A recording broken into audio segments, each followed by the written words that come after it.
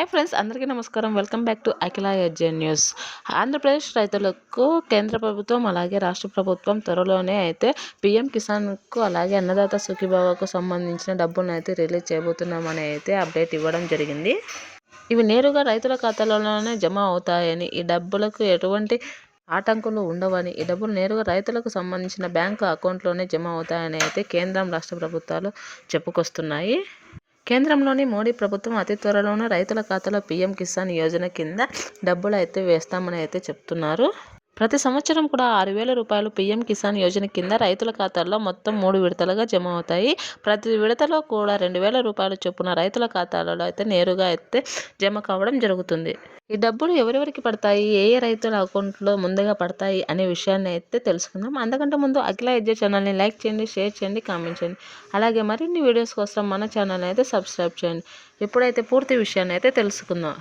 మొత్తం దేశవ్యాప్తంగా గమనించినట్లయితే దాదాపు 10 కోట్ల మందికి పైగా లబ్ధి పొందినట్లు ఈ పథకం ద్వారా అయితే తెలుస్తుంది. పీఎం కిసాన్ యోజన కింద లభించిన ఈ డబ్బును రైతులు తమ వ్యవసాయ ఖర్చుల కోసం అయితే ఉపయోగించుకోవచ్చును. ఇది పూర్తిగా రైతులకు సంబంధించినది. ఆర్థికంగా సహాయం అందించడమే కేంద్ర ప్రభుత్వం యొక్క లక్ష్యం. కేంద్ర ప్రభుత్వం రైతులందరి ఖాతాలో కూడా పీఎం కిసాన్ డబ్బులను అయితే రిలీజ్ చేయడం జరుగుతుంది. అలాగే ఆంధ్రప్రదేశ్ ప్రభుత్వం కూడా అన్నదాత సుఖీభవ అమౌంట్ అయితే రైతుల ఖాతాల్లో జమ చేస్తామని అయితే చెప్తుంది. దీని కింద ప్రతి సంవత్సరం ఒక్కొక్క రైతు ఖాతాలో 14,000 రూపాయల చొప్పున ఆర్థిక సహాయం అందుతుంది. పీఎం కిసాన్ యోజన కింద లభించే 6,000 అలాగే అన్నదాత సుఖీభవ కింద లభించే 14,000 కలిపి ప్రతి సంవత్సరం రైతుల ఖాతాలో 20,000 రూపాయలు అయితే జమ కావడం జరుగుతుంది.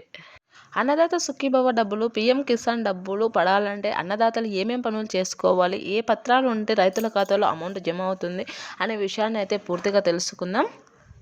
ముఖ్యంగా రైతులు ఆధార్ కార్డు అనేది బ్యాంకు పాస్బుక్లకు లింక్ చేసుకోవాల్సి ఉంటుందని అయితే చెప్పడం జరిగింది. అలాగే ఈకేవైసీ కూడా తప్పనిసరి అనేసి చెప్తున్నారు.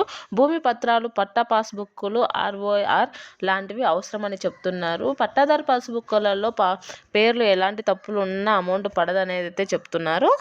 అలాగే రైతులు బ్యాంక్ పాస్బుక్కు రైతుల యొక్క ఫోటోలు, అలాగే ఆధార్ కార్డ్ నెంబర్, అలాగే మొబైల్ నెంబర్ను లింక్ చేయాలి అనేసి చెప్తున్నారు. ఇవి ఉన్న రైతులకు మాత్రమే అమౌంట్ అనేది రిలీజ్ అవుతుందనేసి చెప్తున్నారు.